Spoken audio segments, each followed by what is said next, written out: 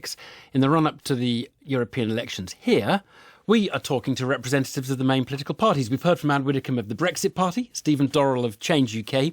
We'll have more parties to come, but today our journey through the colour spectrum arrives at Green. Molly Scott Cato is a candidate for the Green Party, joins us on the line from Bristol. A very good afternoon to you. Hello. I don't know if you heard, Vince Cable said today he regrets the fact that there hasn't managed to be some kind of Remain alliance of the different Remain parties. Do you share that regret? I think that's quite a complex issue, and it was quite technically and legally difficult to organise anything like that, quite honestly. And I'm also not sure it's very helpful to our politics to try and keep this binary between Leave and Remain going, because obviously politics is a nuanced and complex process, and, you know, there's lots of different positions, and I feel that's the best way to do politics. And also, as Greens, we are very strongly pro-Remain, but we want to be tough on the causes of Brexit as well as being tough on Brexit. And that means we have to put forward our policies that oppose austerity and are for much higher taxes and making sure that tax avoidance doesn't happen. And those sorts of policies are not compatible with the other parties who would be part of a possible alliance. So sell to me why someone would vote Green rather than the other parties that have similar European policies for a European election. That would be the Liberal Democrats, for example. Well, obviously we are unequivocally Remain, and Caroline Lucas has really led the campaign for a People's Vote, and we're very proud of that. The Greens and Change UK both very, very Remain, aren't they? You can't put a cigarette paper between you on that. We've got a lot else to offer as well, and we've got the most popular policies on the two key issues of the day, because not just Brexit but also climate. And so we are strongly in favour of much firmer action on climate. And interestingly, what we found with the Extinction Rebellion activity is that in terms of the ambition on climate, the people, the public, are actually for much stronger action as well. And that's what we've been standing for a long time. So we feel the combination of strongly pro-Remain and firm action on climate are actually a winning combination in this election. OK, I do want to talk to you about climate. Before we get there, a question I'm asking of the other leaders. Many people are saying this European election is a sort of indicative vote on British attitudes towards the Brexit process now. Would you accept that if the Brexit parties do very well, that's the Brexit Party and UKIP combined, if they do better than the really strong Remain parties like yours and the Lib Dems and Change, if the Brexit parties do better on a combined vote share, do you think that's a really significant setback for the People's Vote cause and would probably be fatal for it? I think that people are made fearful by the racism and xenophobia of the Brexit parties, and that's leading them to sort of maybe be a bit more reactive than they need to be. Because if you look at where the Brexit parties are, they're more or less on the same percentage they were 5 years ago. And so a third of people are voting Brexit. A lot of those people are former Conservatives, and I don't feel they're really on the rise in the way that we often hear in the media. And on the other hand, we know that there are 80% of people in the Labour Party who actually support Remain, even though Labour's unlikely to come down in that strong position. So I think we shouldn't try and characterise it too much in terms of that binary division, because it's not really very helpful to our politics. But I'm confident that the Remain parties will do very well, and obviously turnout's important there. And I think following that, we need to go on and have the People's Vote in the autumn, because we need to get out of this Brexit impasse, and that's the most effective way of doing it. All right, let's talk about Green politics. It's been a big week. Where some of the confusion is what the objective should be. A lot of people think targets are important for reducing carbon emissions. The British target is 80% by 2050. Where do you think the target should be? I'm not somebody that thinks targets are particularly useful in themselves, because we often have the British government setting targets and then they don't actually reach them. I think we have to do everything we can do as quickly as possible. And so there I would say I'm closer to the Extinction Rebellion people, who set a very strong target and just make a sense of urgency so that we get much stronger action. So, for example, at the moment, we're spending $6 billion on subsidies for fossil fuels and only half that on subsidies for renewables.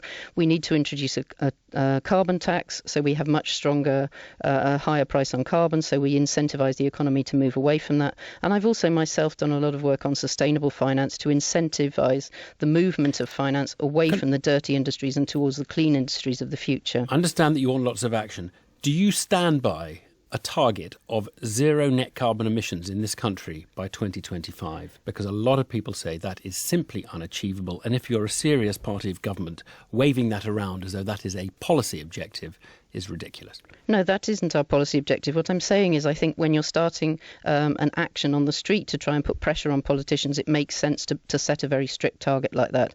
But I think the important thing is to... Does it make sense to set a target that is unachievable, that would require all the existing cars and planes to be removed from the country by 2025? To be honest with you, Evan, I think this arguing about targets is not the main point. The main point is that we need to be taking action. 60% of people in this country think we need to be taking much stronger action, and yet our politicians aren't doing that.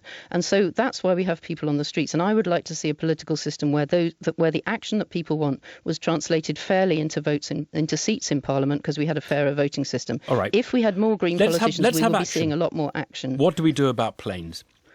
Our policy is that we should have a frequent flyer levy, because actually 70% of the flights are taken by 15% of the people. And in fact, a lot of people on planet Earth will never take a flight. And they're the people that are suffering more from climate change. So from the actions of the wealthy people in the West who take most of the flights. So we would say one flight a year at the same level of tax that it is now, and then an increasing levy for each flight that you take. What about nuclear power? Hinkley Point, for example. Do you welcome nuclear power being developed in this country? It's a struggling project, I think everyone would agree, but there is one going on, Hinkley. That is a low carbon energy source. We've always opposed nuclear because of its negative impacts on health and also on the environment. But at the moment, this is a kind of dead discussion because nuclear simply cannot compete with renewables. So what we need to do is to subsidise renewables and move towards renewable electricity as quickly as possible. Some would say Greens ought to be supporting nuclear because renewables are going to do a lot, and we're expecting them to do a lot. We're expecting offshore wind to be 30% of our electricity in a decade. But you still are going to need some nuclear, and then that's what Greens should be supporting, because if you don't have nuclear, you're going to have residual gas hanging around for much longer than it otherwise would. The World Nuclear Industry Status Report from last year shows very clearly that the fastest way to decarbonise our energy supply is through renewables, and nuclear takes a long time to put in place, and it's extremely expensive, so it simply can't compete with the renewable technologies we've got today. You wouldn't pull Hinkley? Yes, we would pull Hinkley. Pull it. Hinkley is actually, it's in my patch and I've opposed it from the start, and it doesn't actually seem to be happening. Right. It's already about 5 years late and it's not coming online, and the technology they have there has never been made to work. So it's been a dodgy project from the start.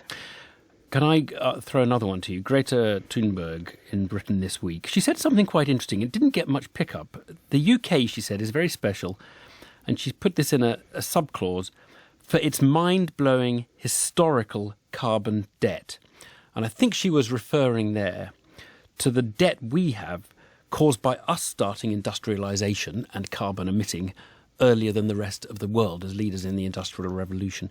Do you think we have a special debt to the rest of the world? And is there any material action that we should take as a result of that?